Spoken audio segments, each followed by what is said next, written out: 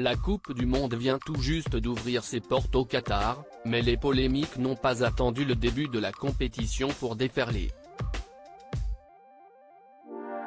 Depuis l'attribution de l'événement à ce petit pays du Moyen-Orient, de nombreuses voix s'élèvent pour critiquer ce choix.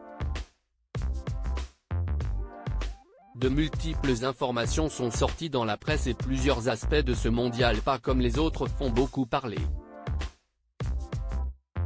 Il est notamment question des conditions de travail des ouvriers sur les chantiers des stades et d'après les informations du Nouvel Obs, près de 6750 personnes auraient perdu la vie durant la construction des enceintes. Les conséquences climatiques d'un tel événement sont également au cœur des débats, tout comme la politique en vigueur dans le pays hôte. Au Qatar, qui compte un peu moins de 2,5 millions d'habitants, l'homosexualité est illégale et plusieurs nations, à commencer par le Danemark et les États-Unis, ont annoncé qu'elles allaient faire des actions pour lutter contre l'homophobie. Les capitaines de ces nations devraient porter un brassard aux couleurs du drapeau LGBT, mais ce ne sera pas le cas d'Hugo Lloris, le capitaine français. Lorsqu'on est en France, lorsqu'on accueille des étrangers, on a souvent envie qu'ils se prêtent à nos règles. Qu'ils respectent notre culture.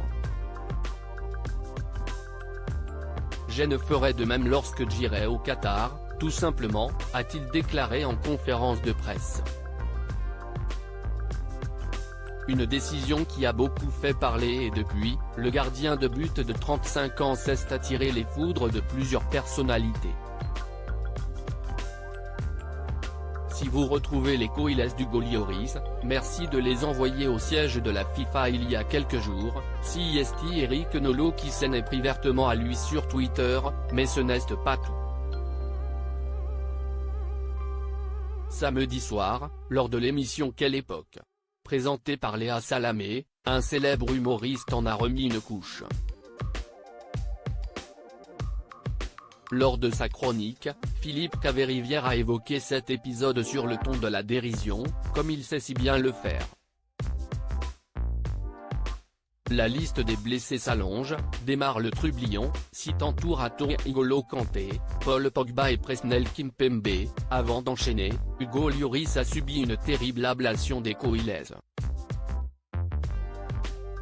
Si vous retrouvez les coïles d'Hugo Lloris, merci de les envoyer au siège de la FIFA.